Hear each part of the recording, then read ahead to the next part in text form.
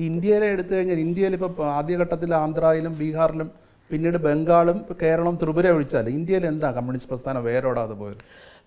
2-3 പ്രധാന കാരണങ്ങളുണ്ട്. ഒന്ന്, ഇപ്പോൾ ഇന്ത്യയിലെ ജാതി വ്യവസ്ഥയാണ് യഥാർത്ഥ വിഷയം.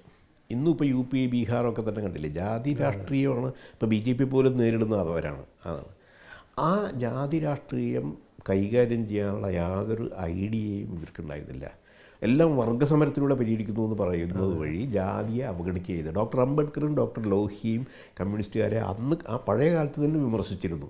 നിങ്ങൾ ഈ ജാതി എന്താണെന്ന് മനസ്സിലാക്കാതെ നിങ്ങൾക്ക് ഇവിടെ ഒന്നും ചെയ്യാൻ പറ്റില്ല എന്ന് പറഞ്ഞാൽ അതാണ് സംഭവിച്ചത്. ബീഹാറിൽ പിളർപ്പ് നടക്കുന്ന സമയത്ത് CPIക്ക് 30 സീറ്റുണ്ട്. ഇന്ന് ഒന്നുപോലുമില്ല. എന്തുകൊണ്ട് പോയി? കാരണം അവിടെ ജാതി രാഷ്ട്രീയം സജീവമായി ഉയർന്നു വന്നു. അത് ലോഹിയുടെ രാഷ്ട്രീയവും അംബേദ്കറുടെ രാഷ്ട്രീയമാണ് ഉയർന്നു വന്നപ്പോൾ അതിനെ നേരിടാൻ ഇവരുടെ ഈ വർഗ്ഗസമര സിദ്ധാന്തത്തിനൊന്നും തന്നെ കഴിയുന്നില്ല.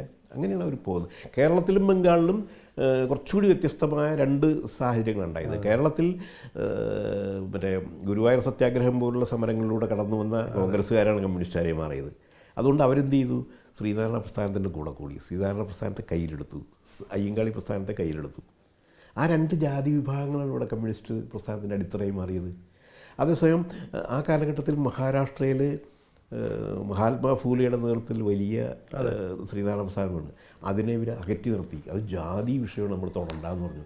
മഹാരാഷ്ട്രയിൽ കമ്മ്യൂണിസ്റ്റ് പാർട്ടി ഏറ്റവും വലിയ ട്രേഡ് യൂണിയൻ ഉണ്ടായിരുന്ന ബോംബെയിലെ ട്രേഡ് യൂണിയൻ കമ്മ്യൂണിസ്റ്റ് പാർട്ടി മഹാരാഷ്ട്രയിൽ ഒന്നും അല്ലാതായി മാറി. തമിഴ്നാട്ടിൽ ഇതിനെ സംഭവിച്ചത്. ഇവിടത്തേക്കാൾ മുമ്പ് തമിഴ്നാട്ടിൽ കമ്മ്യൂണിസ്റ്റ് പാർട്ടി ഉണ്ട് ട്രേഡ് യൂണിയൻ രംഗത്ത്. അവിടെ രാമസ്വാമി നായ്ക്കരുടെ പെരിയാർ പ്രസ്ഥാനത്തെ ഇവർ അകറ്റി നിർത്തി. ഇപ്പോൾ ഈ കമ്മ്യൂണിസ്റ്റ് പാർട്ടി എടുത്താൽ പോലും അതിൽ സവർണ ആധിപത്യം വലിയ രീതിയിലുണ്ട്. ഇപ്പോൾ അടിസ്ഥാന വർഗത്തിൽപ്പെട്ടവരോ അല്ലെങ്കിൽ സ്ത്രീകളോ പാർട്ടിയുടെ ഉപരിഘടകത്തിലേക്ക് വരുന്നത് വളരെ അപൂർവമാണ്. തീർച്ചയായിട്ടും അത് ഈ സവർണ രാഷ്ട്രീയം പ്രത്യക്ഷത്തിൽ അല്ലെങ്കിൽ തന്നെയും സവർണ മേധാവിത്വ ചിന്താഗതി കമ്മ്യൂണിസ്റ്റ് പാർട്ടിയിൽ ശക്തമായി നിൽക്കുന്നുണ്ട്. കാരണം അവർ അതിനെതിരായിട്ട് കൃത്യമായ സമരം നടത്തിയില്ല എന്നുള്ളതുകൊണ്ടാണ്. ഇപ്പോൾ അംബേദ്കറൊക്കെ ചൂണ്ടിക്കാണിച്ചതുപോലെ അവരവരുടെ പാർട്ടിക്കുള്ളിൽ തന്നെ അത് നടത്തേണ്ടതുണ്ടായിരുന്നു. ഇത് തന്നെയാണ് സ്ത്രീ പുരുഷ ബന്ധത്തിൻ്റെ കാര്യത്തിലുള്ളത്. ശരിക്കും മാർക്സും എംഗൽസും ഒക്കെ തന്നെ സ്ത്രീ പുരുഷ ബന്ധത്തെക്കുറിച്ച് വളരെ ശാസ്ത്രീയമായ നല്ല നിലപാടുകൾ പറയുകയും വിലയിരുത്തുകയും ചെയ്തിട്ടുള്ളതാണ്. അതിവിടെ പഠിപ്പിച്ചിട്ടില്ല, ചർച്ച ചെയ്തിട്ടില്ല കേരളത്തിൽ. കാരണം വെച്ചാൽ ആദ്യം കമ്മ്യൂണിസ്റ്റുകാർ ഭയപ്പെട്ടു പോയി. 40കളിലും 50കളിലും ഇവിടെ കമ്മ്യൂണിസ്റ്റ് വിരുദ്ധർ പ്രചരിപ്പിച്ചെന്ന് വെച്ചാലും സോവിയറ്റ് യൂണിയനിലൊക്കെ സ്ത്രീകളൊക്കെ പൊതുസമ്പത്താണ്. അങ്ങനെയാക്കി അത്രയൊരു പ്രചരണത്തെ നേരിടാൻ കഴിയാതെ വോട്ട് കിട്ടില്ലല്ലോ. പ്രത്യേകിച്ച് തെരഞ്ഞെടുപ്പ് നിൽക്കാൻ ശ്രമിച്ചു കഴിഞ്ഞാൽ പിന്നെ ഒന്നും രക്ഷയില്ല. അങ്ങനെ അവർ കമ്മ്യൂണിസം പഠിപ്പിച്ച സ്ത്രീ പുരുഷ ബന്ധത്തെ സംബന്ധിക്കുന്ന കാര്യങ്ങൾ പോലും ഇവിടെ. ഇപ്പം നേരത്തെ താങ്കൾ സൂചിപ്പിച്ച പോലെ ഇപ്പോൾ ലോക്കൽ സെക്രട്ടറി പോലും അധികാരിയായി എന്ന് പറയുന്ന പോലെ ഇന്ത്യൻ കമ്മ്യൂണിസ്റ്റ് പ്രസ്ഥാനം ഇപ്പോൾ ഒരു കോർപ്പറേറ്റ് ഘടനയിലേക്ക് മാറിയോ? വലിയൊരു പരിധിവരെ അങ്ങനെയാണത്. അങ്ങനെ തന്നെയാണ്. കാരണം വെച്ചാൽ ഏറ്റവും അധികം സമ്പത്തുള്ള, ഇപ്പോൾ കേരളത്തിൽ നോക്കിക്കഴിഞ്ഞാൽ ഏറ്റവും അധികം സമ്പത്തുള്ള, പശ്ചിമ ബംഗാളിലും ഏറെക്കുറെ അത് തന്നെയാണ്, സമ്പത്തുള്ള പാർട്ടി മാർക്സിസ്റ്റ് പാർട്ടിയാണ് ശരിക്കും. ഇപ്പോൾ ഈ ചാരു മജുംദാറിൻ്റെ അനിഹിലേഷൻ ഓഫ് ക്ലാസ് എനിമി, വർഗശത്രുവിൻ്റെ ഉന്മൂലനം, ഈ സിദ്ധാന്തത്തെക്കുറിച്ച് താങ്കളുടെ നിലപാട് എന്തായിരുന്നു? ആ കാലഘട്ടത്തിൽ തന്നെ ഞാൻ ആദ്യ കാലഘട്ടങ്ങളിൽ അതിനെ സപ്പോർട്ട് ചെയ്തിട്ടുണ്ട്.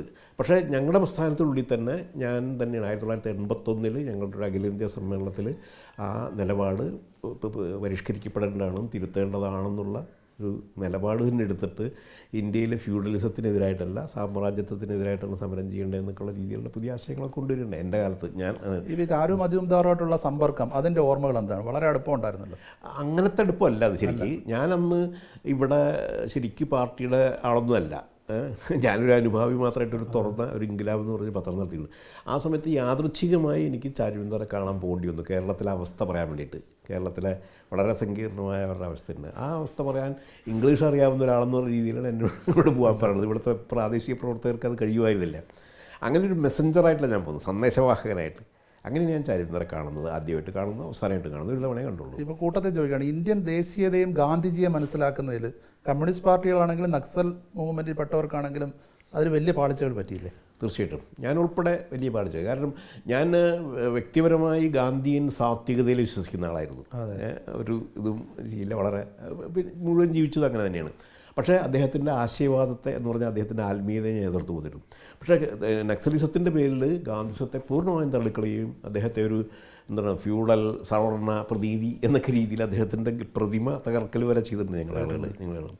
പിൽക്കാലത്ത് ഞാൻ ഈ നിലപാട് മാറ്റിക്കഴിഞ്ഞപ്പോൾ ഇന്ന് തന്നെ ഞാനിപ്പോൾ ഇവിടെ പറവൂർ കേസരി സ്മാരക ഇത് സെമിനാറുമായി ബന്ധപ്പെട്ടുകൊണ്ടാണ് ഞാൻ പോയിരുന്നത് ഈ വിഷയം ചർച്ച ചെയ്യാൻ വേണ്ടിയിട്ട് എന്ന് പറഞ്ഞാൽ ഈ മതേതരത്വവും എന്ന് പറഞ്ഞേ. അപ്പോൾ ഞാൻ ചൂണ്ടിക്കാണിച്ചു ഞാനിപ്പോൾ എടുക്കുന്ന നിലപാട് ഗാന്ധിജി ആണ് ഇന്ത്യയിൽ ഇന്നത്തെ മതേതരത്വത്തിൻ്റെ അടിസ്ഥാനം ഉണ്ടാക്കിയത്. അദ്ദേഹം മതേതരത്വം എന്നുള്ള വാക്ക് പറഞ്ഞിട്ടേ ഇല്ല, പക്ഷേ മതസൗഹാർദ്ദം എന്നുള്ള ആശയം കൊണ്ടുവന്ന അദ്ദേഹമാണ്. ഹിന്ദു മുസ്ലിം സിഖ് സാഹോദര്യം, ഈശ്വര അള്ളാ തേരേ നാം എന്നൊക്കെ പറയുന്ന പോലത്തെ ഒരു പ്രാർത്ഥനാ ഗാനമൊക്കെ പാടുക എന്ന് പറഞ്ഞാൽ ജനങ്ങളുടെ ഇടയിലേക്ക് ഈ സൗഹൃദം എത്തിക്കുകയാണ് ചെയ്യുന്നത്. ഇന്നത്തെ ഇന്ത്യൻ മതേതരത്വത്തിൻ്റെ അടിത്തറ ശരിക്കും ഗാന്ധിയാണ് സൃഷ്ടിക്കുന്നത്. പക്ഷേ ആ ഗാന്ധിജിയിൽ നിന്ന് അകറ്റാനാണോ BJP ശ്രമിക്കുന്നത്? തീർച്ചയായിട്ടും ഗാന്ധിജിയിൽ നിന്ന് അകറ്റുക എന്ന് പറഞ്ഞാൽ രണ്ട് പേശയെ പറ്റിയിട്ടുണ്ട്. കോൺഗ്രസ് നെഹ്റു പോലുള്ളവർ ഈ ഗാന്ധിയൻ മതേതരത്വത്തെ അല്ല അംഗീകരിച്ചത്. അവർ പാശ്ചാത്യ മോഡൽ മതേതരത്വം എന്ന് പറഞ്ഞാൽ ഭരണകൂടം മതങ്ങളോട് തുല്യ സമീപനം സ്വീകരിക്കുക, അത്ര മാത്രമേ ഉള്ളൂ. അല്ല, ഗാന്ധിയെ സംബന്ധിച്ചൊരു മതസൗഹാർദ്ദ ജീവിത ശൈലി കൊണ്ടുവരാൻ ശ്രമിച്ചു. ഇത് BJPക്ക് വളരാൻ അവസരം കൊടുക്കാതിരുന്നത് ഗാന്ധിയുടെ ഈ സമീപനമാണ്. ഗാന്ധിജിക്ക് ശേഷം ആ സമീപനം സ്വീകരിക്കാൻ കോൺഗ്രസ് തയ്യാറായില്ല. അതാണ് ഏറ്റവും വലിയ പാളിച്ച. കാരണം അത് ആ രീതിയിൽ ഉൾക്കൊണ്ടില്ല. വെറും ഇപ്പോൾ ഉദാഹരണത്തിന് സുവർണക്ഷേത്ര ആക്രമണം പോലും ഒന്ന് ഇന്ദിരാഗാന്ധി ചെയ്തത് ഗാന്ധി അനുവദിക്കുമായിരുന്നില്ല. കാരണം ഒരു മതസമൂഹത്തിൻ്റെ ഹൃദയത്തിലേക്കാണ് ആ വെടിയുണ്ടകൾ ചെന്നത്. എന്നിട്ട് സിഖുകാരുടെ ഭാഗത്തു നിന്നുണ്ടായ അതിൻ്റെ പേരിലാണ് സിഖുകാർ ഇന്ദിരാഗാന്ധിയെ കൊല്ലുന്നത്. ആ വികാരം സിഖ് വിരുദ്ധ ഹിന്ദു വികാരമാക്കി മാറ്റാനുണ്ടായത്. അതാണ് രാജീവ് ഗാന്ധിക്ക് പിന്തുണയത്. എന്നിട്ട് രാജീവ് ഗാന്ധി അതിന് പകരമായി ബാബറി മസ്ജിദ് തുറന്നു കൊടുക്കുന്നു. ഈ ഇന്നത്തെ പ്രശ്നങ്ങൾ മുഴുവൻ വരുന്നതിൻ്റെ എല്ലാം ഇങ്ങനെ കണക്റ്റഡാണ്. ഈ ചാരു മജുംദാറിൻ്റെ കാര്യം ചോദിച്ച പോലെ ഈ കാനു സന്യാൽ, ജംഗൾ സന്താൾ, കൊണ്ടപ്പള്ളി സീതാരാമയ്യ ഇവരൊക്കെ ആയിട്ട് അടുപ്പമുണ്ടായിരുന്നു? അവരായിട്ടൊന്നുമില്ല. മറ്റേ സീതാരാമയ്യയുടെ കൂടെ ഉണ്ടായിരുന്ന ഒരു സത്യമൂർത്തി ഉണ്ടായിരുന്നു, അന്ന് പ്രധാന ഇതുണ്ടായിരുന്നു. അദ്ദേഹത്തെ ഞങ്ങൾ നേരിട്ട് കാണുകയും സംസാരിക്കുകയൊക്കെ അന്ന് കാലഘട്ടത്തിൽ പീപ്പിൾസ് വാർ ഗ്രൂപ്പും ഞങ്ങളും തമ്മിൽ ഐക്യപ്പെടാനുള്ള ശ്രമമൊക്കെ നടത്തിയിട്ടുണ്ട്. ഈ കുന്നിക്കൽ ഗ്രൂപ്പുമായി ബന്ധപ്പെട്ട് പ്രവർത്തിച്ചിട്ടുണ്ടോ? ഇല്ല. ഈ താങ്കൾ വളരെ ചെറുപ്പത്തിൽ ശാസ്ത്ര വിഷയങ്ങളിൽ പ്രത്യേകിച്ചും ഭൗതിക ശാസ്ത്രത്തിൽ വളരെ ആഴത്തിൽ അഭിരമിച്ചിരുന്ന ഒരാളാണ്. എങ്ങനെയാണ് ഈ നക്സൽ പ്രസ്ഥാനത്തിൽ വന്നുപെട്ടത്? അത് ആ കാലഘട്ടത്തിൻ്റെ സൃഷ്ടിയാണെന്നാണ് ശരിക്കും പറയാൻ കഴിയുക. കാരണം ആ കാലഘട്ടം എന്ന് പറഞ്ഞാൽ ഒന്ന് ലോകവ്യാപകമായി ഫ്രാൻസിലൊക്കെ ഉണ്ടായിരുന്ന 1968 കലാപം എന്ന് പറയുന്നുണ്ട്. വിദ്യാർത്ഥികളും ഇവരൊക്കെ കൂടി വലിയൊരു കലാപം നടന്നു. ചേഗുവേറ കൊല്ലപ്പെട്ടിട്ട് രക്തസാക്ഷിയാവുന്നു. ചൈനയിൽ മാവോ സാംസ്കാരിക വിപ്ലവം എന്ന് പറയുന്ന സാധനം ഉണ്ടാകുന്നു. ഞാൻ പൊതുവിൽ കമ്മ്യൂണിസ്റ്റ് അനുഭാവി ആയിരിക്കുമ്പോഴും കേരളത്തിലെ ഇന്ത്യയിലെ കമ്മ്യൂണിസത്തോട് വലിയ താല്പര്യം ഉണ്ടായിരുന്നില്ല. ഞാൻ മാറി നിൽക്കുകയായിരുന്നു. ആ സമയത്താണ് ഞാൻ PhDക്ക് രജിസ്റ്റർ ചെയ്ത ആളാണ് ഗവേഷണം ചെയ്യാൻ. എൻഡോക്രൈനോളജിയിൽ ഒരു വിഷയം പഠനം തുടങ്ങിയ ആളാണ്. പക്ഷേ ആ സമയത്താണ് ഈ വക പ്രശ്നങ്ങൾ വരികയും സന്ദർഭവശാൽ എന്ന് പറയുന്ന പോലെ ഈ ആശയങ്ങൾ കൂടുതൽ അടുക്കാനിടയാകുന്നു. CPMൻ്റെ ഒരു ആളെന്ന രീതിയിലാണ് ഞാൻ തിരുവനന്തപുരത്തെത്തുന്നത്. അവിടെ വെച്ചിട്ടാണ് ഈ രംഗത്തേക്ക് മാറുന്നത്. ഈ വക കാര്യങ്ങൾ നേരിട്ട് അറിയാനിടയാകുന്ന ചില ബന്ധങ്ങൾ. KP കുമാരനെ പോലുള്ള മറ്റേ ഫിലിം ഡയറക്ടർ, അദ്ദേഹത്തിൻ്റെ ഒക്കെ ഒരു ഗ്രൂപ്പിൽ ചെന്ന് ഞാൻ പെടുകയാണ് ചെയ്യുന്നത്. അവരാണ് എനിക്ക് കാര്യങ്ങൾ പറഞ്ഞു തരുന്നത് എന്താണെന്ന്. പക്ഷേ ഈ പ്രപഞ്ചവും മനുഷ്യനും അല്ലെ വിപ്ലവത്തിൻ്റെ ദാർശനിക പ്രശ്നങ്ങൾ ഇതുപോലുള്ള ഈടുറ്റ രചനകൾ എഴുതിയ താങ്കൾ ഒരു സെക്ടേറിയൻ വഴിയിൽ എത്തിപ്പെട്ടില്ലേ? അല്ല, ഞാൻ പ്രപഞ്ചവും മനുഷ്യനും എഴുതുന്ന സമയത്ത് വളരെ തുറന്ന ഒരു സമീപനമാണ് എനിക്കുണ്ടായിരുന്നത്. അന്ന് ഞാൻ അതിൻ്റെ അവസാനം ഈ വിപ്ലവത്തെക്കുറിച്ചൊക്കെ പറയുന്നുണ്ടെങ്കിലും ഏതെങ്കിലും ഒരു നിലപാടിലേക്ക് എത്തിയിരുന്നില്ല. പക്ഷേ ഈ പാർട്ടിയിൽ ചേരാനിടയാകുന്നു. അത് സന്ദർഭവശാൽ എന്ന് പറയാം. പക്ഷേ ഞാൻ അതിനോട് താല്പര്യപ്പെട്ട് നിൽക്കുന്ന സമയം തന്നെയായിരുന്നു. അതിലേക്ക് തന്നെയാണ് പോകേണ്ടത്. CPI, CPM, CPML ഈ 3 പാർട്ടികളെക്കുറിച്ച് പഠിച്ചപ്പോൾ CPML ശരി എന്നാണ് അന്ന് ഞാൻ വിലയിരുത്തുന്നത് ശാസ്ത്രീയമായിട്ട്. വർഗീസിൻ്റെ കൊലപാതകം പോലുള്ള സംഭവങ്ങൾ അതിനെക്കുറിച്ച് പ്രേരിപ്പിക്കുകയും ചെയ്യുന്നു. അതുമാത്രമാണെന്നുള്ള അർത്ഥത്തിലല്ല. അങ്ങനെയാണ് ഞാൻ അതിലേക്ക് വന്നുപെട്ട് കഴിഞ്ഞപ്പോൾ പിന്നെ അന്ന് വിപ്ലവകാരി എന്ന് പറഞ്ഞാൽ പിന്നെ ഞാൻ തന്നെ ഇന്നാൾ ഒരു ഇതിൽ ചൂണ്ടിക്കാണിക്കേണ്ടത് ആ ഒരു 8 കൊല്ലക്കാലം എൻ്റെ ബൗദ്ധിക ജീവിതത്തിൽ ഇരുണ്ട അധ്യായം എന്ന് പറയും. കാരണം വേറൊന്നും ചിന്തിക്കാൻ പാടില്ല. നമ്മുടെ ഞങ്ങളുടെ ചാരുവിന്ദാർ ലൈൻ എന്നാണ് പറയുക, എഴുപത് ലൈൻ. അതിൽ തിരുത്തൽ നടത്തുന്നതിനെക്കുറിച്ച് ആർക്കും പറയാൻ ധൈര്യമില്ല. പറഞ്ഞു കഴിഞ്ഞാൽ അവൻ പുളവരി അല്ലാതാവും. ഈ തലശ്ശേരി പുൽപ്പള്ളി മുതൽ നഗരൂർ കുമ്മിൾ വരെയുള്ള സംഭവങ്ങളെ എങ്ങനെയാണ് കാണുന്നത് തിരിഞ്ഞു നോക്കുമ്പോൾ? തീർച്ചയായിട്ടും അത് ഈ പറഞ്ഞ ഞാനതിനെ ഒരു ചരിത്ര പ്രശ്നം എന്ന രീതിയിലാണ് കാണുന്നത്. കമ്മ്യൂണിസ്റ്റ് പ്രസ്ഥാനത്തിനുള്ളിലുണ്ടായ ഒരു ചേരിതിരിവിൻ്റെ ഫലമായുണ്ടാകുന്ന തീവ്രവാദമാണ്, കമ്മ്യൂണിസ്റ്റ് തീവ്രവാദമാണത്. അത് ഏതെങ്കിലും ഒരു ഇന്ത്യയിലോ കേരളത്തിലോ മാത്രം ഉണ്ടായതല്ല. ലോകവ്യാപകമായി മാവോയിസം എന്ന് പറഞ്ഞിട്ടുണ്ടായി. ലാറ്റിൻ അമേരിക്കൻ രാജ്യങ്ങളിൽ, ഇന്ത്യയിൽ തന്നെ മറ്റ് ഏഷ്യയിൽ തന്നെ മറ്റ് രാജ്യങ്ങളിൽ അതിൻ്റെ ഭാഗമായി ഇന്ത്യയിലും ഉണ്ടായി. അത്രയേ ഉള്ളൂ. ആ രീതിയിൽ അതിനെ കാണുന്നുള്ളൂ. അത്രേ കാണുന്നുള്ളൂ. അപ്പോൾ അതിൻ്റെ ഭാഗമായി ഞങ്ങളൊക്കെ അത് ചെന്ന് പെട്ടുപോയി എന്നുള്ള വിഷയമുള്ളത്. പക്ഷേ ആ ഒരു ചരിത്ര പ്രക്രിയയുടെ ഭാഗം എന്ന രീതിയിൽ ആ കൊലപാതകങ്ങൾ ഈ നക്സൽ പ്രസ്ഥാനത്തോടുള്ള അഭിവാഞ്ച അല്ലെ ആ ആഭിമുഖ്യത്തെ അകറ്റിയില്ലേ? തീർച്ചയായിട്ടും ഞാൻ പറയട്ടെ, അതിപ്പോൾ ഞാൻ പറയട്ടെ, ഈ തീവ്രവാദത്തിൻ്റെ മുഴുവനൊരു സ്വഭാവം അതാണ്. ഇപ്പോൾ നമ്മളിപ്പോൾ ഇന്നാണ് ഞാൻ പയ്യന്നൂർ കൊലപാതകങ്ങൾ നടന്നപ്പോൾ അവിടെ ഒരു സമ്മേളനത്തിൽ പോയപ്പോൾ ഞാൻ ചൂണ്ടിക്കാണിക്കുകയുണ്ടായി. അതായത് ഒരു കൊലപാതകം നടത്താൻ തയ്യാറാകുന്നൊരു പാർട്ടി പ്രവർത്തകൻ, ഏത് പാർട്ടി പ്രവർത്തനമായിക്കോട്ടെ, അവരുടെ രാഷ്ട്രീയ പാർട്ടി പറയുന്ന ഒരു ശരിയായ കാര്യം ചെയ്യുന്നു എന്ന സങ്കല്പത്തിലാണ് അവരത് ചെയ്യുന്നത്. തെറ്റായിട്ട് കാണുന്നില്ല. ഒരു മാർക്സിസ്റ്റ് പാർട്ടിക്കാരനാണ് ചെയ്യണമെങ്കിൽ അവൻ ആത്മാർത്ഥമായിട്ടാണ് ചെയ്യണത്. പാർട്ടിക്ക് വേണ്ടി, വിപ്ലവത്തിന് വേണ്ടിയാണ് ചെയ്യണത്. ഒരു കുറ്റമായിട്ട് തോന്നുന്നില്ല.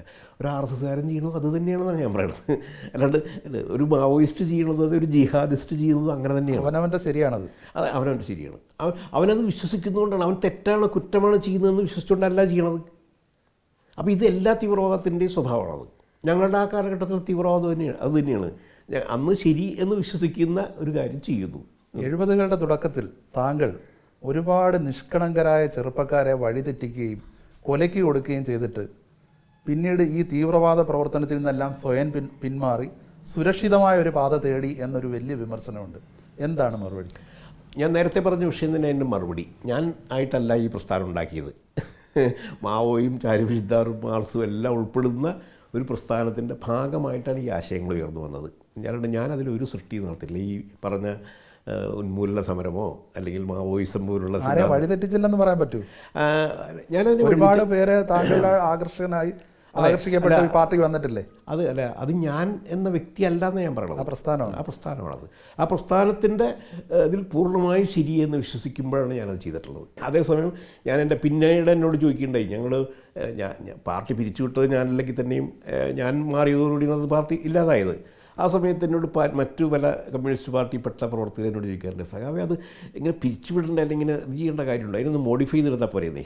അപ്പോൾ ഞാൻ പറഞ്ഞ പോയിന്റ് എന്ന് വെച്ചാൽ, ഇതുവരെ ശരി എന്ന് ആത്മാർത്ഥമായി വിശ്വസിച്ചുകൊണ്ട് മറ്റുള്ളവരെ പറഞ്ഞ് ബോധ്യപ്പെടുത്തിയിരുന്ന കാര്യം തെറ്റാണെന്ന് ഞാൻ എൻ്റെ സ്വന്തമായ അന്വേഷണങ്ങളിലൂടെ കണ്ടെത്തിയ നിമിഷം ഞാനത് തുറന്നു പറയുന്നു. പിന്നെ ഒരിക്കലും അപ്പോൾ ഞാൻ പറയാതിരുന്നാൽ, ഇപ്പോൾ മറ്റു പല പാർട്ടികളും ചെയ്യുന്ന പോലെ പറയാതിരുന്നാൽ അത് കള്ളത്തരമുള്ളൂ. ഞാൻ കള്ളത്തരം തിരിഞ്ഞു നോക്കുമ്പോൾ വലിയ പശ്ചാത്താപമുണ്ടോ? ആർത്ഥത്തിൽ പശ്ചാത്താപമില്ല. കാരണം വെച്ചാൽ ഞാനൊരു അന്വേഷണത്തിൻ്റെ ഭാഗമായിരുന്നു എന്നാണ് ഇതിനെ കാണുന്നത്. കാരണം ഞാൻ ഈ പറഞ്ഞ പോലെ ഒരു കമ്മ്യൂണിസ്റ്റ് തീവ്രവാദ പ്രസ്ഥാനത്തിൽ ഞാൻ ചെന്ന് പെട്ടോ ഇല്ലയോ എന്നുള്ളത് ചോദിച്ചാൽ അത് എൻ്റെ ഒരു പ്രത്യേകിച്ചെടുത്തൊരു ശരി തെറ്റിൻ്റെ വിഷയമല്ലാതെ ഞാൻ പറയാം. ഈ നക്സൽ പ്രസ്ഥാനത്തിൽ പ്രവർത്തിച്ചിരുന്ന ഒരു കാലയളവ് പിന്നീടുള്ള താങ്കളുടെ വ്യക്തിപരമായ അന്വേഷണത്തിൽ അത് ശരിയായിരുന്നില്ലെന്ന് പിന്നീട് മനസ്സിലാക്കി. ഇപ്പോൾ അന്നേരം താങ്കൾ ആ കാലഘട്ടത്തിലെ ആ പ്രവർത്തനത്തെ മുഴുവൻ തള്ളി പറയുന്നുണ്ടോ? തള്ളിപ്പറയാന്ന് പറഞ്ഞാൽ ഞാൻ ഈ പറഞ്ഞ രീതിയിലാണ് തള്ളിപ്പറയണത്. അത് അടിസ്ഥാനപരമായി ശരിയായൊരു പ്രത്യയശാസ്ത്രം ആയിരുന്നില്ല. കമ്മ്യൂണിസം തന്നെ മൊത്തം ശരിയായ പ്രത്യയശാസ്ത്രം ആയിരുന്നില്ല എന്ന് ഞാനിപ്പോൾ പറയുന്നു. ഇപ്പോൾ മാർക്സിസം മാർക്സ് ലോകത്തിന് നൽകിയ ഏറ്റവും വലിയ സംഭാവന എന്താണ്? മാർക്സ് ആകെ പറയാവുന്നത് ചരിത്രത്തെ മനസ്സിലാക്കുന്നതിന് ചില പുതിയ മെത്തഡോളജി കൊണ്ടുവന്നു. പിന്നെ മുതലാളിത്തത്തെക്കുറിച്ച് വളരെ സൂക്ഷ്മമായ വിശകലനങ്ങൾ നടത്താൻ അദ്ദേഹത്തിന് കഴിഞ്ഞിട്ടുണ്ട്. അതിൽ കുറേ കാര്യങ്ങൾ ഇപ്പോഴും പ്രസക്തമാണ്. ഇപ്പോഴും ഈ മനുഷ്യനെ അടിച്ചമർത്തപ്പെട്ട മനുഷ്യൻ്റെ ഉള്ളിൽ ഇപ്പോഴത്തെ നേതാക്കന്മാരുടെ സ്വഭാവം എന്തും ആയിക്കോട്ടെ, ഇപ്പോഴും ഒരു നേരിയ പ്രതീക്ഷ കമ്മ്യൂണിസ്റ്റല്ലേ ഉള്ളൂ. ശരിയല്ലേ ആ വാദം? ശരിയല്ല എന്നാണ് എൻ്റെ അഭിപ്രായം. എന്താണ് ഇനി ഒരു മോചനത്തിൻ്റെ വഴി? മോചനത്തിൻ്റെ വഴി ജനാധിപത്യത്തിൻ്റെ മാർഗങ്ങളെ എങ്ങനെ മുന്നോട്ട് കൊണ്ടുപോകാം എന്നുള്ളതാണ് യഥാർത്ഥത്തിൽ. ഇപ്പോൾ ഞാൻ ആം ആദ്മി പാർട്ടി ഉണ്ടായ സമയത്ത് അതിൽ ചെറിയ പ്രതീക്ഷ പുലർത്തിയതിൻ്റെ കാരണം വെച്ചാൽ ജനാധിപത്യത്തിൻ്റെ ഏറ്റവും പ്രധാനപ്പെട്ട തകരാറ് അത് ദുരുപയോഗപ്പെടുത്തപ്പെടുന്നു. ജനാധിപത്യപരമായ അധികാരം ദുർവിനിയോഗം ചെയ്യപ്പെടുകയും ദുരുപയോഗപ്പെടുത്തപ്പെടുകയും ചെയ്യുന്നത്. അത് കുറേ രഹസ്യാത്മകതയുണ്ട് അതിന്. അധികാരത്തിൻ്റെ ചില മേഖലകൾ രഹസ്യമാക്കി ജനങ്ങളിൽ നിന്ന് മറച്ചു വയ്ക്കാൻ പറ്റുന്നു. അതേസമയം ഇത് മുഴുവൻ സുതാര്യമാക്കാൻ പറ്റണം, എല്ലാം ഓപ്പണാക്കി മാറ്റാൻ പറ്റണം. അത് നടക്കുന്ന ഒരു സ്വപ്നമാണ്, നടക്കുന്നതാണെന്ന്. കാരണം ഇപ്പോഴത്തെ മുഖ്യധാര രാഷ്ട്രീയ പാർട്ടികളെല്ലാം വലിയ അപജയത്തിൻ്റെ പാതയിലാണ്. ഇപ്പോൾ തന്നെ ദേശീയ തലത്തിൽ BJP വലിയ രീതി വളർന്നു വരുന്നു. അന്നേരം ഏത് രീതിയിലാണ് ഈ പ്രതീക്ഷ? ഞാൻ പറഞ്ഞത്, ഇപ്പോൾ ആം ആദ്മി പാർട്ടി ആ പ്രതീക്ഷ കൊണ്ടുവന്നപ്പോൾ പ്രതീക്ഷിച്ച് ഞാൻ അവർ ചെയ്യില്ല എന്നുള്ള അർത്ഥത്തിലല്ല, അവർ കൊണ്ടുവന്ന കാര്യം വളരെ ശരിയായിരുന്നു. അതായത് ഭരണ സംവിധാനം മുഴുവൻ തന്നെ സുതാര്യമാക്കുക എന്ന് പറയുന്നത്. അത് ആക്കാൻ ഇന്നത്തെ കാര്യത്തിൽ പരിമിതി ഉണ്ടെന്ന് ഞാൻ അംഗീകരിക്കുന്നു. കാരണം രാജ്യരക്ഷ, സുരക്ഷ എന്നൊക്കെ പറഞ്ഞുകൊണ്ട് മാറ്റാം. പക്ഷേ ഇപ്പോൾ യൂറോപ്യൻ യൂണിയനിലൊക്കെ ഉണ്ടായിക്കൊണ്ടിരിക്കുന്ന സംഭവകാശങ്ങളുണ്ടല്ലോ. അവിടെ വിസയും പാസ്പോർട്ടൊന്നും ഇല്ലാതെ എല്ലാവർക്കും അങ്ങോട്ടും ഇങ്ങോട്ടും യാത്ര ചെയ്യാനൊക്കെ കഴിയുന്ന അവസ്ഥയിലേക്ക് ലോകം മുഴുവൻ മാറുകയാണെന്നുണ്ടെങ്കിൽ പിന്നെ ഈ പറഞ്ഞ രഹസ്യാത്മകത ഇല്ലാതെ വരും. അങ്ങനൊരു സാധ്യതയുടെ ചെറിയ സൂചനകൾ നമ്മുടെ ലോക സമൂഹത്തിൽ ഉണ്ടായിക്കൊണ്ടിരിക്കുന്നു എന്നാണ് ഞാൻ പറയണത്. അതാണ് ജനാധിപത്യത്തെ യഥാർത്ഥത്തിൽ സുതാര്യമാക്കാൻ കഴിയുന്ന ഒരു സാധ്യത, പ്രത്യേകിച്ച് നമ്മുടെ സാങ്കേതിക വിദ്യയുടെ സൈബർ ലോകത്തിൻ്റെയൊക്കെ വികാസം ദുരുപയോഗപ്പെടുത്തപ്പെടുമ്പോൾ പോലും അതിനിങ്ങനെ ഒരു ഓപ്പണിംഗ് ഉണ്ട്, തുറവിയുണ്ട് അതിന്. ആ തുറവിയാണ് നമുക്ക് പുതിയ ഇതെല്ലാം മാറ്റിമറിക്കുന്ന ഒരു പുതിയ പ്രസ്ഥാനം വരുമെന്ന് കരുതുന്നു. അങ്ങനെ വലിയതല്ല എങ്കിലും ഞാൻ പറയുന്നത് ഇപ്പോൾ ആം ആദ്മി പാർട്ടിയൊക്കെ ആദ്യം ഉണ്ടായി വന്നതുപോലെ ഇനിയും അതുണ്ടായി വരാമെന്നാണ് ഞാൻ കരുതുന്നത്. ഇപ്പോൾ കേരളത്തിൽ തന്നെ ഒരു പുതിയ തലമുറ ഉയർന്നു വരും.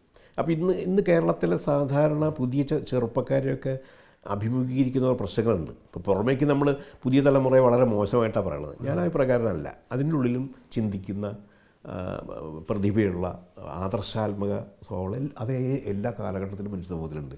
അങ്ങനത്തെ ചെറുപ്പക്കാരെ എന്തുണ്ട്, അവരിൽ നിന്ന് പൊന്തി വരും എങ്ങനെയാണ് ഈ വിഷയങ്ങളെ നേരിടേണ്ടതെന്ന്. ഇപ്പം ഞങ്ങളുടെ പഴയ തലമുറക്കാർക്കോ അല്ലെങ്കിൽ മറ്റ് രണ്ടാം തലമുറക്കാർക്കോ ഒന്നും കഴിയാത്ത ചില കണ്ടെത്തലുകൾ ഇപ്പോൾ വിദ്യാർത്ഥികളൊക്കെ തന്നെ പല പല പുതിയ കണ്ടുപിടുത്തങ്ങളായിട്ട് രംഗത്ത് വരുന്നില്ലേ.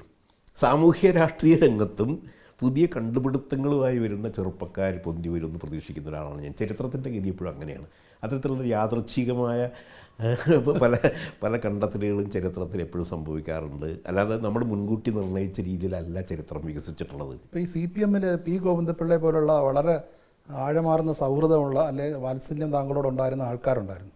ഇപ്പം താങ്കൾക്ക് ആ രീതിയിലുള്ള സൗഹൃദം കമ്മ്യൂണിസ്റ്റ് പാർട്ടിയിലുള്ളവരുമായിട്ടുണ്ടോ? പി ഗോവിന്ദപിള്ളയെ ബന്ധം പോലത്തെ ഒന്നുമില്ല, പക്ഷെ അല്ലാതുള്ള ചിലരൊക്കെ ഉണ്ട്. പക്ഷെ അത് ഞാൻ അവരുടെ ഒന്നും പേര് പറയുന്നതിലൊന്നും അർത്ഥമില്ല. അതൊക്കെ അവർക്ക് ദോഷമുണ്ടാക്കുന്നതുകൊണ്ട് നല്ല സൗഹൃദം പുലർത്തുന്ന ആളുകൾ നേതൃത്വ തലങ്ങളിൽ തന്നെ ഉണ്ട് കുറച്ച് പേരൊക്കെ. ജീവിതം എന്ന സമസ്യയ്ക്ക് താങ്കൾ നൽകുന്ന നിർവചനം എന്താണ്? ജീവിതം ശരിക്കും പ്രകൃതി മനുഷ്യന് നൽകിയിട്ടുള്ള വലിയൊരിതാണ്. എന്ന് പറഞ്ഞാൽ ജീവിതം എന്ന് പറയുമ്പോൾ മനുഷ്യൻ്റെ പ്രത്യേകത. നമ്മളിപ്പോൾ മറ്റെല്ലാ ജീവികളെയും നമ്മൾ സമന്മാരായി കാണണം എന്നൊക്കെ പറയുമ്പോഴും മനുഷ്യൻ്റെ ഒരു പ്രത്യേകതയുണ്ട്. അവന് മാത്രമാണ് ഈ ആശയങ്ങൾ രൂപീകരിക്കാൻ കഴിയുന്നത്. ആശയങ്ങൾ രൂപീകരിക്കാനുള്ളൊരു പുതിയ തുറവിയാണ്. പ്രകൃതി എന്നുള്ളൊരു അനന്തമായ സാധ്യതകളുടെ ഒരു ലോകമാണ്. അതിലേക്ക് കടന്നു ചെല്ലാൻ കഴിയുന്ന ഒരേ ഒരു ജീവി ഇന്നത്തെ നമ്മുടെ അറിവിൽ മനുഷ്യനാണ്. അപ്പോൾ മനുഷ്യന് ലഭിച്ചിരിക്കുന്ന ആ ആശയങ്ങളുടേതായ അല്ലെങ്കിൽ പുതിയ അന്വേഷണങ്ങളുടേതായ യാതൊരു പരിമിതിയില്ലാതെ അന്വേഷിച്ച് പോകാനുള്ള സാധ്യതകൾ മനുഷ്യന് പ്രകൃതി നൽകിയിരിക്കുന്നു. അതാണ് മനുഷ്യൻ്റെ ഏറ്റവും വലിയ ഇപ്പോഴത്തെ ഒരു ജീവിത രീതി എന്താണ്? ഇപ്പോൾ കഴിഞ്ഞ നൂറ്റാണ്ടായ നക്സലിസമായിട്ടുള്ള ബന്ധമെല്ലാം വിട്ടു എഴുത്ത് മാത്രമാണോ അതോ എന്താണ്? ആദ്യ കുറേ കാലങ്ങളിൽ ഞാൻ ഇവിടെ ഞങ്ങൾ ജീവിക്കാൻ വേണ്ടി എൻ്റെ വൈഫ് ഉൾപ്പെടെ കുറച്ച് പശുക്കളെ വളർത്തി ജീവിക്കുന്ന ഒരു ഘട്ടം ഉണ്ടായിരുന്നു. പിന്നെ ഞാൻ പറയില്ലേ, ഒരു മാസിക കുറച്ചുകൾ നടത്തി. അത് നഷ്ടമുണ്ടാക്കുന്ന സാധനമായിരുന്നു. അതിൻ്റെ ഒരു എഡിറ്ററായിട്ട് ഞാൻ 8 കൊല്ലം ചെയ്തു. മാസം 3000 രൂപയാണ് ശമ്പളം എടുത്തിരുന്നത്. അതുകൊണ്ട് പിന്നെ അത്യാവശ്യം എഴുതി കിട്ടുന്ന പൈസ കൊണ്ടും കൂടിയാണ് ജീവിച്ചു പോന്നിരുന്നത്. അതിനുശേഷം കഴിഞ്ഞ ഒരു 15 കൊല്ലത്തിനിടയിൽ ഇതിലൊരു 10 കൊല്ലക്കാലം എന്ന് പറയാവുന്ന രീതിയിൽ ഞാൻ കുറച്ച് നാൾ കൺസ്ട്രക്ഷൻ മേഖലയിൽ നിന്നു. ഇപ്പോൾ ഈ വീടൊക്കെ ഉണ്ടാക്കാൻ പറ്റിയത് അങ്ങനെയാണ്. അതിന് മുമ്പ് ഒരു ചെറിയ നിർമ്മിതി മോഡൽ വീടും ഇതൊക്കെയാണ് ഉണ്ടായിരുന്നത്. ഇപ്പോഴും പോകുന്നുണ്ട്. ഇപ്പോൾ ഞാൻ ആ പണിയൊക്കെ നിർത്തി. അതൊക്കെ നിർത്തി. അത് ചില അതിൻ്റെ ഒരു മേൽനോട്ടമൊക്കെ വെച്ച് വീടൊക്കെ ഉണ്ടാക്കി കാര്യങ്ങളൊക്കെ ഒരു സുരക്ഷിതമാക്കി എന്നുള്ളത് ശരിയാണ്. പക്ഷേ വേറെ പണികളൊന്നും ചെയ്യുന്നില്ല. മറ്റ് അത്യാവശ്യം പരിപാടികൾ വലിയൊരു രചനയുടെ പിന്നിലാണ്. ഒരു പുസ്തകത്തിൻ്റെ പണിയിലാണ്. ഇതിനെക്കുറിച്ചാണ് ഞാൻ ഈ നേരത്തെ പറഞ്ഞ വിഷയങ്ങളൊക്കെ തന്നെ അതിൽ വരുന്നുണ്ട്. എന്ന് പറഞ്ഞാൽ മനുഷ്യ സമൂഹം ഇനി ഈ പറഞ്ഞ ജനാധിപത്യത്തിൻ്റെ മാർഗത്തിലൂടെ പോകാനുള്ള സാധ്യതകൾ എന്തെന്നുള്ളൊരു അന്വേഷണമാണ്. ഇപ്പം നക്സലിസം വിട്ട ആളിനോട് JSS-ൽ പോയ കാര്യം ചോദിക്കുന്നില്ല. അപ്പോൾ എല്ലാ ആശംസകളും.